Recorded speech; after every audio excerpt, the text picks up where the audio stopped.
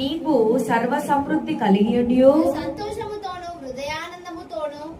సంతోషముతోను హృదయానందముతోను నీ దేవుడైన యెహోవాకు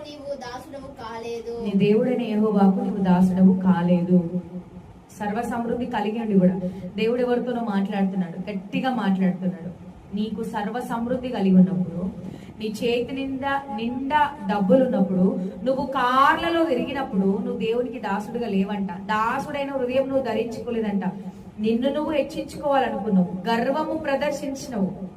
ఇప్పుడు రోడ్డు మీద అట్లీస్ట్ వాహనం కూడా లేకుండా నువ్వు తిరగాల్సిన పరిస్థితి దేవుడు నీకు తీసుకొచ్చిండు.